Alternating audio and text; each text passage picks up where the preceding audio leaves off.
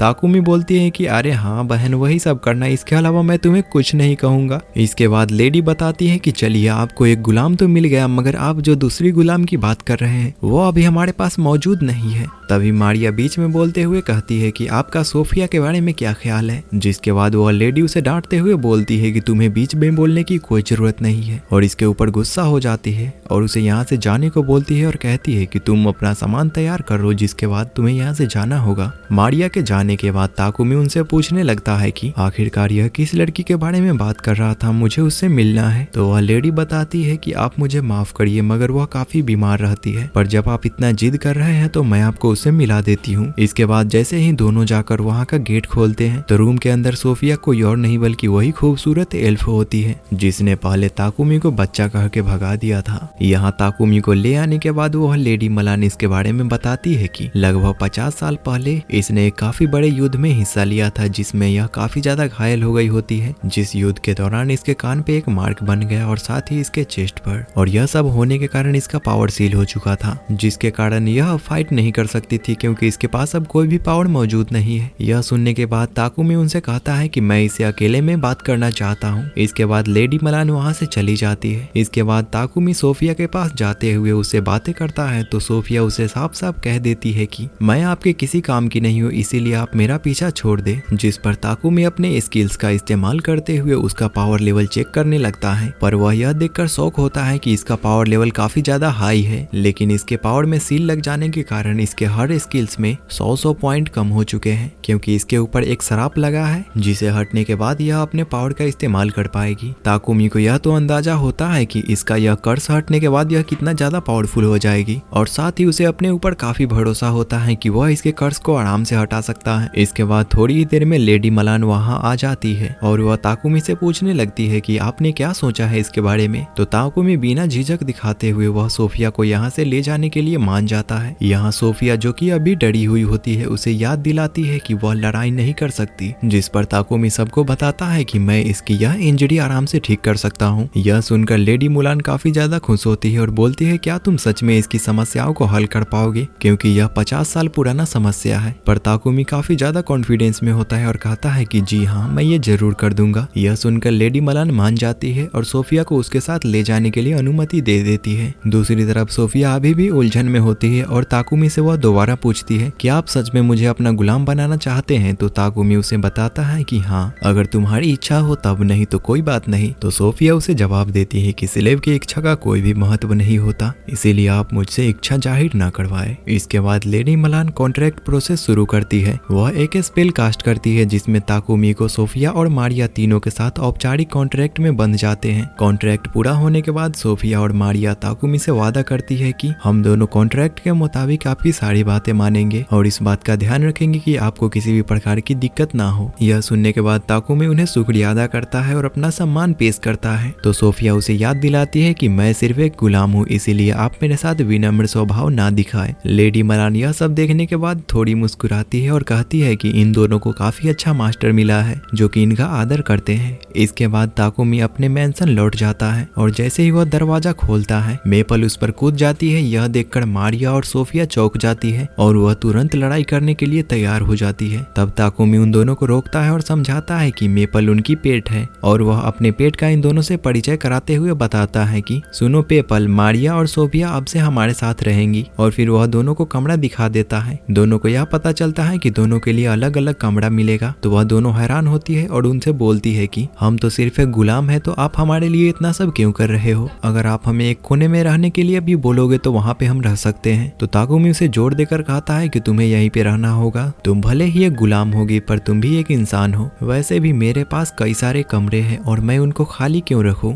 Takumi उनसे बताता है कि इस घर में एक बाथरूम भी है जिसे वे कभी भी चाहे तो इस्तेमाल कर सकते हैं। तो सोफिया उनसे कहती है कि तो आप पहले बात क्यों नहीं लेते? तो ताकुमी उससे बताता है कि मुझे कुछ काम है इसीलिए मैं जा रहा हूँ। इसके बाद मारिया और सोफिया दोनों नहाने के लिए चले जाते हैं, जहाँ मारिया कहती है कि लेडी मलान ने कभी भी आपको किसी के साथ नहीं भेजा, चाहे उन्होंने कितने भी पैसे क्यों न दिए हो, मगर उन्होंने मास्टर ताकुमी में ऐसा क्या देखा जो कि उन्होंने तुम्हें उसके साथ इतना आसानी से भेज दिया। इसका मतलब लेडी मलान ने भी ताकुमी को एक अच्छा मास्टर मान लिया है। पर सोफिया भी काफी चिंतित होती है क्योंकि उसने कॉन्ट्रैक्ट देखा था जिसमें कि ताकुमी के बारे में कोई भी जानकारी मौजूद नहीं होती है। वह इस बात से हैरान होती है कि ताकुमी आखिरकार कौन है। उसे यह बात अंदर से ही खल रही होती है कि ताकुमी जरूर ही अंदर से किसी बात को छुपा रहा है। इसके बाद दोनों नहाकर डाइनिंग एरिया में जाती है जहाँ ताकुमी ने पहले से ही इन दोनों के लिए खाना बना कर रखा था। तो मारिया यह देखकर काफी परेशान हो जाती है और ताकुमी से कहती है कि यह आपका काम नहीं था, यह मेरा काम था। जिस पर ताकुमी बोलता है कि यह तुम्हारा पहला दिन था, इसीलिए मैंने सोचा कि आज मैं ही खाना बना लेता हूँ। और साथ ही ताकुमी उन दोनों को खाने पे बुलाने लगता है। तो सोफिया यह देखकर हैरान होती है कि ताकुमी उन्हें साथ साथ खाने के लिए बुला रहा है। वह ताकुमी से पूछने लगती है कि आखिरकार हम सब तो गुलाम हैं, तो हम आखिरकार आपके साथ कैसे बैठकर खा सकते हैं। तो ताकुमी बोलता है कि अब तुम सब मेरे स्लेव नहीं बल्कि तुम सब मेरे अपने फैमिली मेंबर बन चुके हो, इसीलिए मैं तुम सबको अलग महसूस नहीं कराना चाहता। फिर इसके बाद अगले दिन का सीन दिखाया जाता है जहाँ ताकुमी पापेक से ऑर्डर लेने जाता है और वहाँ से लौटते वक्त रास्ते में उसे एक चर्च दिखता है जिसके अंदर जाने का वह फैसला कर लेता है और वहाँ पे वह एक गॉडेस की मूर्ति देखता है जो कि गॉडेस नोलेन की होती है।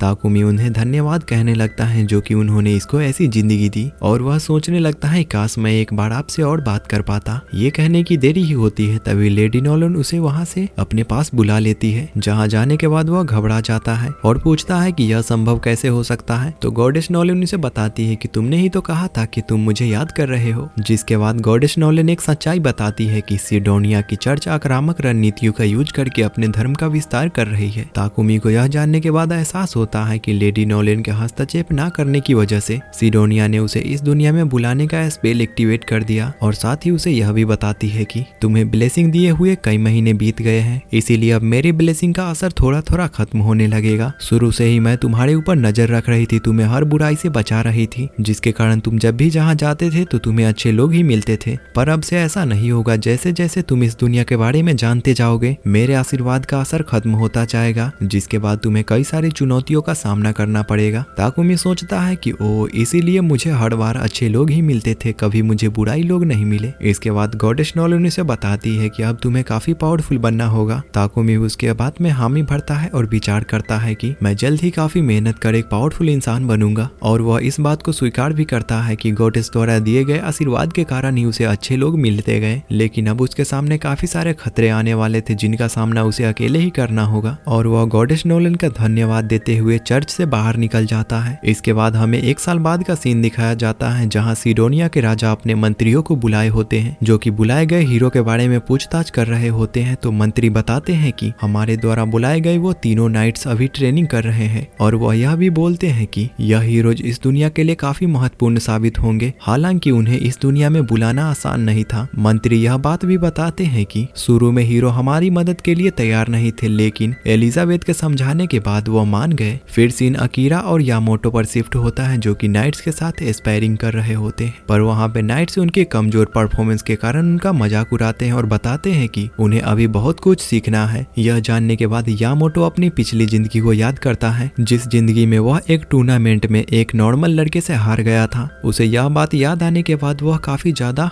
जोश में आकर ट्रेनिंग करने लगता है और धीरे धीरे नाइट्स का सामना करते हुए वह धीरे धीरे अच्छा प्रदर्शन कर रहा था और अपना सम्मान वापस ले रहा था। फिर इसके बाद दूसरी तरफ नाइट्स अकीरा से बोलते हैं कि तुम भी आकर ट्रेनिंग करो, लेकिन अकीरा मना कर देती है। वह कहती है कि उसे इसमें हिस्सा लेने की कोई दिलचस्पी नहीं है और वह वहाँ से जाने की कोशिश करती है। तभी वहाँ पे एलिजाबेथ उसे रोक लेती है और समझाती है कि यह लड़ाई कोई आम लड़ाई नहीं है बल्कि यह दुनिया को बचाने के लिए है। तभी दूसरी तरफ से अकीरा की मदद करने के लिए यामोटो उसे बोलता है कि तुम अपना कदम बढ़ाओ, मैं तुम्हारी रक्षा के लिए हमेशा आगे रहूंगा। लेकिन अकीरा उसकी बातों को नजरअंदाज करती है और एलिजाबेथ के जाने के बाद वह मन में सोचने लगती है कि यह औरत काफी खतरनाक लग रही है। फिर इसके बाद हमें ताकुमी को दिखाया जाता है जो कि अपने घर लौट रहा था काफी थका हुआ, क्योंकि उसने काफी ज्यादा मेहनत की होती है अपने काम के दौरान। और ताकुमी जैसे ही घर आता है थक जाने के कारण वह नीचे गिर जाता है, जिसकी मदद के लिए मारिया और सोफिया दौड़कर उसके सामने आती है और उसका सामान उठाने लगती है। लेकिन जब सोफिया वापस से एक बैग को उठाने की कोशिश करती है तो ताकुमी जल्दी से अपने मैजिक का यूज करते हुए उस बैग को अपने स्पेस बैग में रख लेता है। यह देखकर सोफिया काफी ज्यादा शॉक होती है और उसे शक होने लगता है कि जरूर मास्टर हमसे कुछ छुपा रहे हैं। जिसके बाद ताकुमी भी उस पोटली को छुपाने के लिए अपने वर्कशॉप में चला जाता है। सोफिया चुपके से उसका पीछा करती है और देखती है कि वह एक चाकू से किसी अजीब ही लिक्विड में उस चाकू को डुबाकर अपने हाथों पे इस्तेमाल कर रहा था। यहाँ ताकुमी जो चीज का यूज कर रहा था वह एक हीलिंग पोशन था जो कि अपने बॉडी को डैमेज देकर वह अपने आप के लेवल को बढ़ा सकता था। मगर ताकुमी की इस तरीके की हरकत देखकर सोफिया को कुछ शक होने लगता है और वह कुछ गलत ही सोचने लगती है। उसे ऐसा लगता है कि ताकुमी मारिया को मारने का प्लान बना रहा है, इसीलिए यह जानने के बाद उसको अपने ऊपर कोई कंट्रोल नहीं रहता और वह गेट खोलते हुए ताकुमी के सामने आते हुए उसे बोलने लगता है कि अगर तुमने मारिया को मारने की कोशिश की तो मैं तुम्हें जिंदा नहीं छोड़ूंगी। और वह यह कहने के बाद बेहोश होने लगती है क्योंकि उसने अपने फ्रेंड के बारे में कुछ ज्यादा ही सोच लिया था, जिसके कारण उस पे लगा हुआ श्राप उसके ऊपर हावी होने लगा था और वह वहीं पे बेहोश हो जाती है। यह देखने के बाद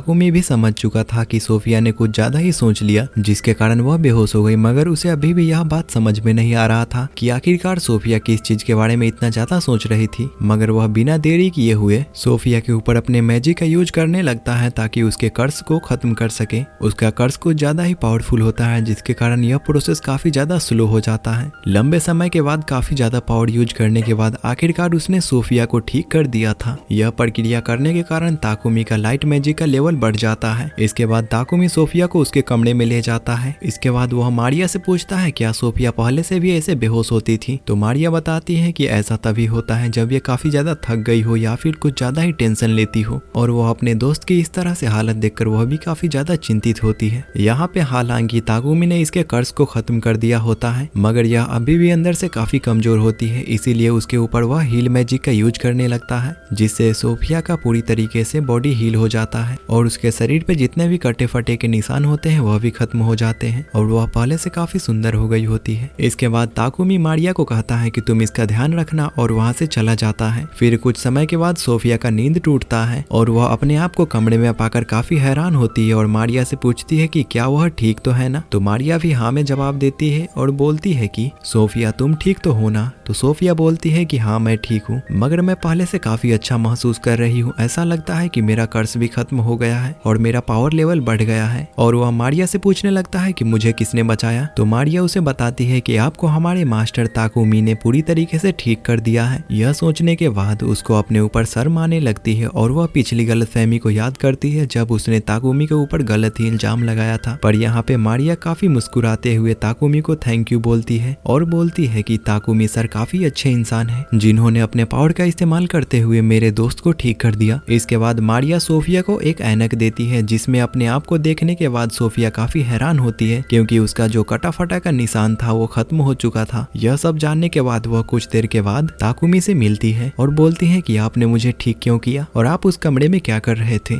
तो ताकुमी उसे बताता है कि मैं उस कमरे में अपने पावर लेवल को बढ़ाने की कोशिश कर रहा था खुद को डैमेज देकर। मारिया को यह बात जैसे ही पता चलता है वह अपने गलत व्यवहार के लिए उनसे माफी मांगता है और बोलती है कि मास्टर मुझे माफ कर दीजिए, मैंने आपके साथ बहुत गलत किया और मैंने आपके मेडिसिनल हर्ब को भी फेंक दिया। सोफिया को अपनी गलती का एहसास होता है और वह ताकुमी से पूछती है कि आपने इतना बड़ा रिस्क क्यों लिया। तो ताकुमी उसे सरलता से जवाब देता है कि यह उसका वादा था। यह सुनकर सोफिया भावुक हो जाती है और वह ताकुमी से अपने घुटनों पर बैठकर कसम खाती है कि मैं जिंदगी भर आपकी गुलामी करूंगा और आपके हर बातों को मानूंगा। इसके बाद हमें अगले दिन का सीन दिखाया जाता है जहाँ ताकुमी लाइब्रेरी जाता है ताकि वह एल्केमी के बारे में कुछ जानकारी इकट्ठा कर सके। फिर काफी खोजने के बाद उसे सिर्फ 4 ही किताबों के बारे में पता चलता है जो कि उसके एल्केमी के बारे में बताती थी। यह जानने के बाद वह काफी उदास होता है और सोचता है कि आजकल किसी को भी एल्केमी पसंद नहीं है, इसीलिए आजकल किताब भी उतने मात्रा में नहीं छपी होती। मगर इसके पास जो किताब मिली है वह काफी ज्यादा ही मिस्टीरियस होती है, जिसको सिर्फ वही समझ सकता था क्योंकि गॉडेस नॉले ने इसे आशीर्वाद दिया था। इसके बाद वह अपने घर लौट जाता है और अपने दोस्त पापे के लिए कई सारे टॉयलेट सीट बनाने में जुट जाता है। कुछ ही समय में उसने 100 सीटें तैयार कर ली होती है और वह सोचता है कि अब मैं थोड़ा ब्रेक लेना चाहता हूँ क्योंकि मैं काफी थक गया हूँ। इसके बाद मारिया अपने मास्टर से पूछती है कि इसके बाद आपका अगला प्लान क्या है। तो ताकुमी उसे जवाब देता है कि मेरा मन कर रहा है एक छोटी सी एडवेंचर पे जाने का और वह दुनिया घूमने के लिए कहता है। यह बात सुनने के बाद सोफिया और मारिया दोनों रेडी हो जाते हैं उनके साथ एडवेंचर पर जाने के लिए। यह बात सुनने के बाद ताकुमी मारिया को इनकार कर देता है और कहता है कि तुम्हें फाइट करने नहीं आता तो आखिरकार तुम क्यों जाओगी। मगर वह जिद करने लगती है कि मैं आपके साथ चलूंगी। पर ताकुमी उसे नहीं ले जाना चाहता था क्योंकि उसके ऊपर काफी खतरा हो सकता है। पर मारिया वहाँ पे रोने लगती है और कहती है कि मुझे अकेले घर पे छोड़ के मत जाओ और वह अपने आप को टॉयलेट कहने लगती है। इस प्रकार के अजीबोगरीब बहाने को देखकर ताकुमी सोचने लगता है कि यह कितनी अजीब लड़की है, कुछ भी उदाहरण देती रहती है। पर फिर भी वह मारिया को साथ ले जाना नहीं चाहता था। पर मारिया उसके पास आते हुए अपने प्यार भरे अंदाज को उसके सामने दिखाने लगती है, जिसे देखने के बाद ताकुमी भी एक बार को पिघल जाता है और फिर वह उसके पावर लेवल को चेक करने लगता है, जिससे उसे पता चलता है कि मारिया एक फुल फ्लेज बैटल मेड है और उसका पावर लेवल तो मेरे से भी ज्यादा है। इधर मारिया फिर से रिक्वेस्ट करती है कि उसे भी साथ ले चले। इसके बाद दूसरी तरफ से सोफिया उसके सामने आती है और बोलती है कि आप इसे साथ क्यों नहीं ले जा सकते, मैं इसको रास्ते में कई सारे फाइटिंग स्किल सिखा दूंगी जिसके कारण यह अपनी सुरक्षा कर पाएंगी। इसके बाद ताकुमी आखिरकार मान जाता है। इसके बाद वो दोनों लड़कियां अपने वर्कशॉप में जाती है और ताकुमी को सारी बातें बता देती है कि उसको किस प्रकार का वेपन्स यूज करने आता है। इसके बाद मारिया बताती है कि उसे छोटे स्वॉर्ड और नाइफ अच्छे लगते हैं, लेकिन सोफिया उसे एक स्पेयर चलाना सिखाने का फैसला करती है क्योंकि नाइफ में ज्यादा अटैकिंग पावर नहीं होती है। जब ये दोनों लड़कियां ट्रेनिंग कर रही होती है तभी दूसरी तरफ ताकुमी अपने लोहार के काम में बिजी होता है और इन दोनों के लिए अलग अलग प्रकार के वेपन्स बना रहा होता है और उन वेपन को अच्छा दिखाने के लिए उनमें डिजाइन भी करता है और फिर वह उन वेपन्स के ऊपर एन्चांटमेंट स्पेल यूज करता है जिससे वह ज्यादा मजबूत बन सके और मारिया के लिए नाइफ्स बनाता है। इसके बाद इसे उन दोनों के लिए बॉडी आर्मर भी बनाना होता है जिसके लिए इसके पास उसके बॉडी का नाप नहीं होता है। यह उसके बॉडी के फिगर के बारे में सोचते ही इसके नोज से ब्लीडिंग होने लगती है क्योंकि इसे काफी शर्म आ रही होती है कि आखिरकार मैं कैसे उन दोनों के बॉडी का नाप लूं, पर वो अगर ऐसा करने जाता है तो नोज ब्लीडिंग के कारण वह वहीं पे मारा जाएगा। इसीलिए वह अपने स्किल्स का इस्तेमाल करते हुए उन दोनों जैसे ही हूबहू पपेट बनाता है। पर इतना सुंदर पपेट देखकर पीछे से स्पाइडर उसको देखने लगती है तो ताकुमी उसका मुंह बंद करते हुए कहता है कि तुम यह सब किसी को मत बताना कि मैंने ऐसा किया है। इसके बाद वह स्पाइडर से उसका सिल्क थ्रेड मांगता है जिसका यूज करके वह इसके लिए आर्मर बना सके और फिर वह काफी मेहनत कर कुछ दिनों के बाद वह आर्मर बन जाता है। इसके बाद यह ड्रेस उन दोनों को पहना देती है जिसके बाद यह दिखने में काफी खूबसूरत लग रही थी। यह पहनने के बाद वो दोनों लड़कियां भी काफी खुश होती है। ताकुमी उससे पूछता है क्या तुम्हें ये कपड़ा फिट तो हो रहा है ना? तो सोफिया पूछती है कि हाँ एकदम अच्छा तरीके से,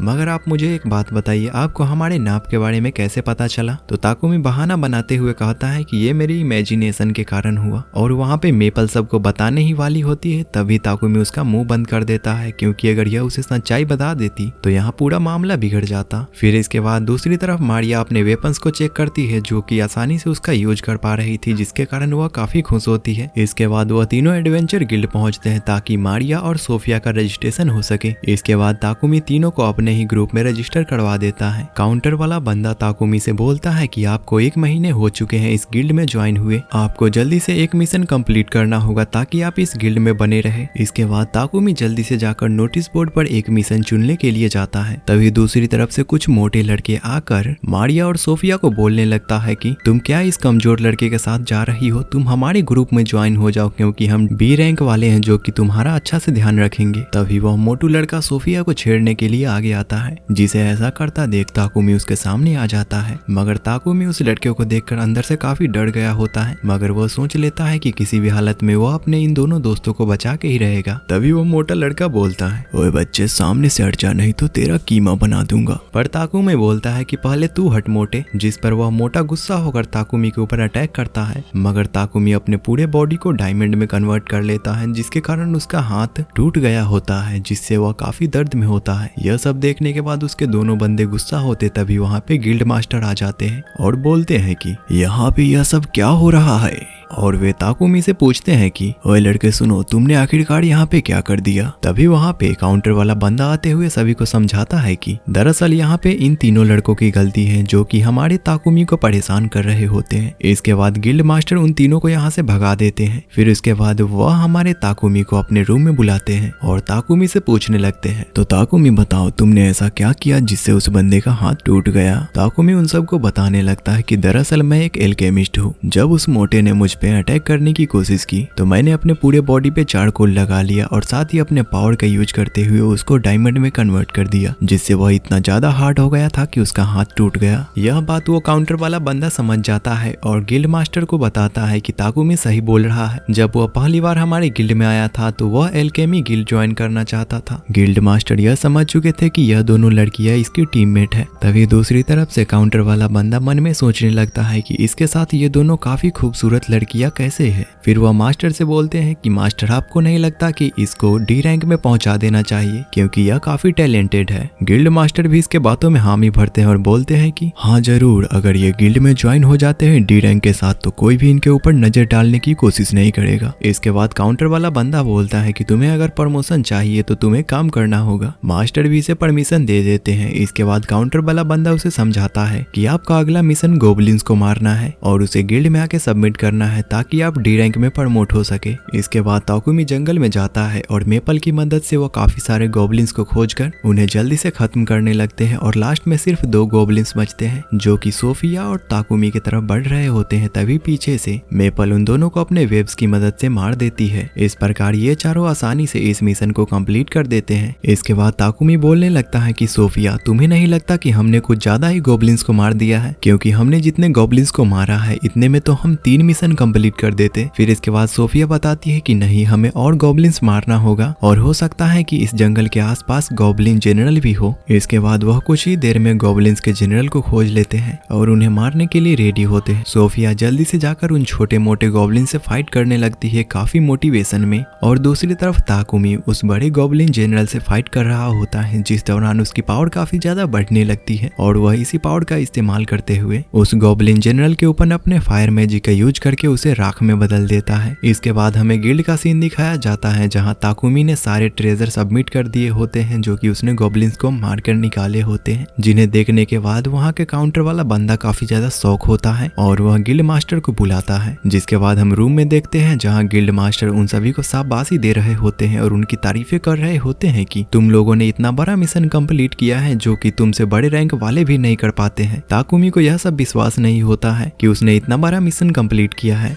और तभी गिल्ड मास्टर ताकुमी को कुछ बोलने ही वाले होते हैं। तभी स्पेस बैग से वहाँ मैपल आकर उसे एक जोरदार किक मारती है जिससे वह नीचे गिर जाते हैं और यहाँ पे मैपल का बॉडी पूरी तरीके से ट्रांसफॉर्म हो चुका था, यानी कि वह विकसित हो चुकी थी, जिसे देखने के बाद मारिया काफी खुश होती है और उसे गले मिलने लगती है। तभी दूसरी तरफ से गिल्ड मास्टर बोलते हैं कि अब ये कौन लड़की है, तुम्हारा टीम तो काफी शानदार है। इसके बाद काउंटर वाला बंदा बोलता है कि ताकुमी सर, आपका रैंक अब से ई होगा और इन दोनों लड़कियों का एफ रैंक, यानी कि आप इन गिल्ड में से सबसे पावरफुल बंदों में से एक माने जाएंगे, जिससे यह सभी काफी शौक होते हैं। इसके बाद गिल्ड मास्टर इन सभी को जाने के लिए बोलते हैं। इसके बाद हमें ताकुमी के घर का सीन दिखाया जाता है जहाँ ताकुमी अपने वर्कशॉप में होता है। तभी वहाँ पे मारिया आती है जो कि काफी शर्मा रही होती है और वह ताकुमी को कुछ डिजाइन दिखाते हुए उसके लिए वह कपड़ा मांगने लगती है ताकि वह अपने लिए ड्रेस बना सके। तो ताकुमी उसे समझाने लगता है कि यह ऐसे नहीं होता है और फिर वह उसके लिए कुछ अलग ही डिजाइन बनाता है, जिसे देखने के बाद मारिया काफी ज्यादा एक्साइटेड हो जाती है और बोलती है कि आपको एक ऐसा ही सेट बनाना चाहिए। तभी वहाँ स्पेस बैग से मेपल आती है जो कि ताकुमी को बताती है कि पापेक यहाँ पे आ चुका है मगर वह बेहोश हो गया था, इसीलिए मैंने उसे रूम के अंदर रखा है। ताकुमी जब उसे देखने जाता है तो वह देखता है कि यह तो बेहोश है क्योंकि पापेक ने मेपल को नए अवतार में देख लिया, इसके कारण वह बेहोश हो गया। इसके बाद जब पापेक होश में आता है तो वह ताकुमी को बताता है कि शहर के शासक मार्की गॉडविन आपसे मिलना चाहते हैं क्योंकि आपने जिन भी वस्तुओं को बनाया है वह काफी शानदार है। पर यहाँ पे ताकुमी भी हिचकिचाते हुए हाँ कह देता है और वह कुछ दिनों के बाद जब वह गॉडविन से मिलता है तो उसे पता चलता है कि यह सच्चा ईमानदार और काफी अच्छा आदमी है क्योंकि यह उन सभी इंसानों की इज्जत करता है जो कि इसके सिटी के लिए योगदान देता है, क्योंकि ताकुमी ने वह प्यूरिफिकेशन टॉयलेट बनाया था और साथ ही गॉब्लिन जनरल को मारा था, जिसके लिए गॉडविन इसे थैंक यू कहते हैं। लेकिन वह ताकुमी को चेतावनी देते हैं कि होली सिडोनिया एम्पायर को अगर तुम्हारे बारे में पता चल गया तो वे तुम्हारे पीछे जरूर पड़ जाएंगे और तुम अपना आगे से ध्यान रखना। यहीं पे ये दोनों काफी अच्छी तरीके से बात करते हैं। फिर इसके बाद ताकुमी थका हुआ अपने घर लौटता है और जैसे ही घर लौटता है तो मेपल उसे सॉफ्ट फैब्रिक देती है। तभी उसे याद आता है कि उसे मारिया और सोफिया के लिए अंडरवियर बनाना था, जिसके कारण उसकी एनर्जी वापस से आ जाती है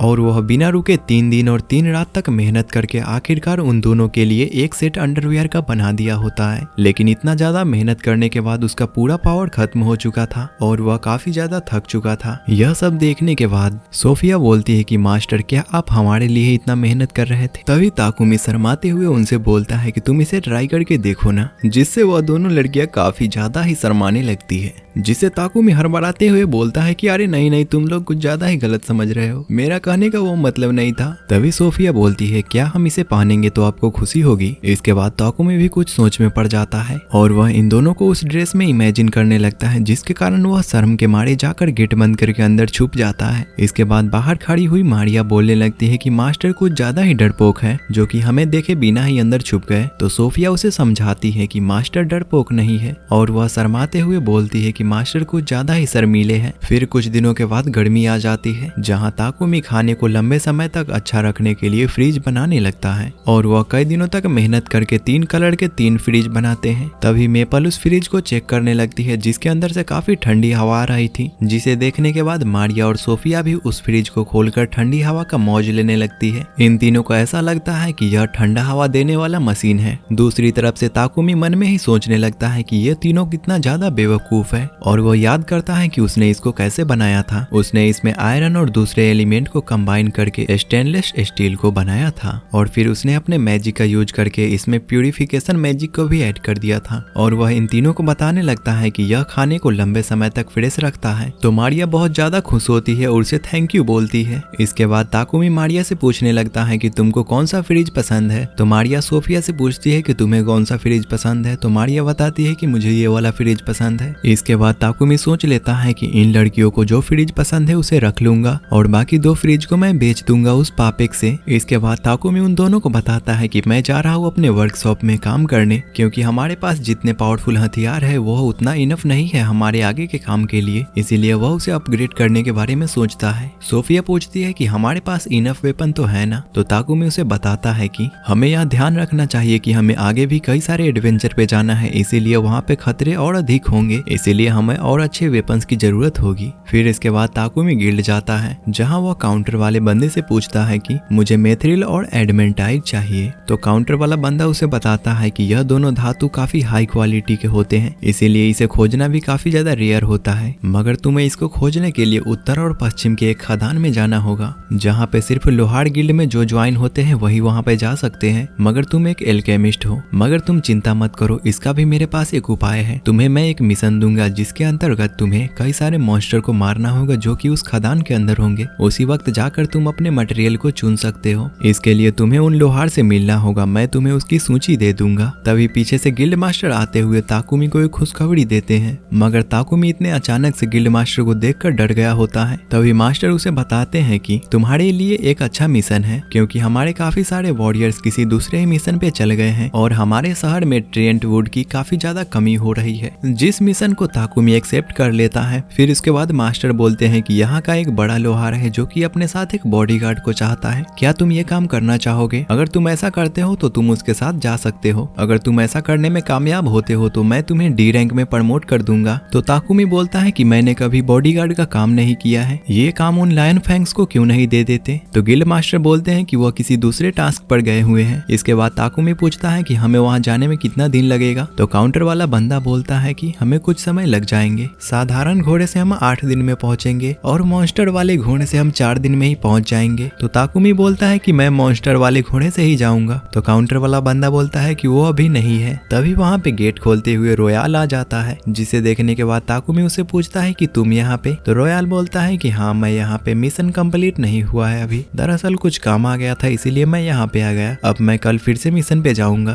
ताकुमी उससे पूछता है क्यों ना तुम मेरे साथ चलो, आज मेरे घर पे ही रहना, तुम वहाँ पे नहा के अच्छे से फ्रेश होके कल चले जाना। रोयाल भी उसके बातों में हामी भरता है और चलने के लिए रेडी हो जाता है। ताकुमी रोयाल से कहता है कि मैं अभी कुछ काम के लिए कहीं पे जा रहा हूँ, इसीलिए मैं तुम्हें अपना घर का पता दे देता हूँ और फिर आने के बाद दोनों मिल के नहाएंगे। तो रोयाल बोलता है कि जब तुम जा ही रहे हो तो मैं भी तुम्हारे साथ चलता हूँ। इसके बाद दोनों मिलकर पापे के पास जाते हैं, जहाँ जाने के बाद ताकुमी पापे को सारी बातें बता देती है कि उसे मॉन्स्टर घोड़े की जरूरत है। तो पापे उसे कहता है कि मेरे पास मॉन्स्टर घोड़े हैं जो मैं तुम्हें दे सकता हूँ, क्योंकि तुमने मेरी काफी मदद की है, मगर तुमसे मेरी रिक्वेस्ट है जब तुम खदान में जाओगे तो मेरे लिए भी कुछ आइटम रख लेना। ताकुमी इसके लिए हाँ कहता है और बोलता है कि मैं जरूर तुम्हारे लिए कुछ लाऊंगा। पापे उससे कहता है कि तुमने ये जो फ्रिज बनाया वो काफी अच्छा है, इसीलिए तुम मुझे एक और बना के दे सकते हो क्या? तो ताकुमी बोलता है कि हाँ। फिर से शिफ्ट होता है और हमें ताकुमी के घर का सीन दिखाया जाता है, जहाँ पे सोफिया ताकुमी का इंतजार कर रही होती है, क्योंकि ताकुमी इतना देर होने के बाद भी यहाँ पे नहीं लौटा होता है, इसीलिए उसे काफी फिक्र होती है कि ताकुमी कहीं किसी खतरे में तो नहीं पड़ गया। इसके बाद हमें रात का सीन दिखाया जाता है, जहाँ ताकुमी और रोयाल पापे के घर से आ रहे होते हैं, क्योंकि उन्होंने वहाँ पे काफी सारे बातें की थी। यहाँ ताकुमी रोयाल से बोलता है कि तुम पहले से ही थके हुए थे और मैंने तुम्हें और थका दिया। वो दोनों ऐसे ही कल के मिशन के बारे में बात करते हुए चल रहे होते हैं, तभी उनके सामने कोई नकाबपोश आ जाती है जो कि इन दोनों को ही देख रही होती है, जिससे रोयाल तो काफी ज्यादा घबरा गया होता है और सोचने लगता है कि मैंने तो अभी हथियार भी नहीं लाया है और मैं ताकुमी का कैसे रक्षा करूंगा। और वह काफी घबराने लगता है और तभी वो नकाब पोश उसके ऊपर अटैक करने को बढ़ती है और इसी के साथ यह एपिसोड एंड होता है। तो गाइज वीडियो कैसी लगी कमेंट करके जरूर बताएं। अगर आप चाहते हैं कि इस एनीमे का नेक्स्ट एपिसोड में जल्द ही लाऊं तो वीडियो को लाइक एंड चैनल को सब्सक्राइब करना ना भूले। तो मिलते हैं किसी न्यू वीडियो में, तब तक के लिए बाय।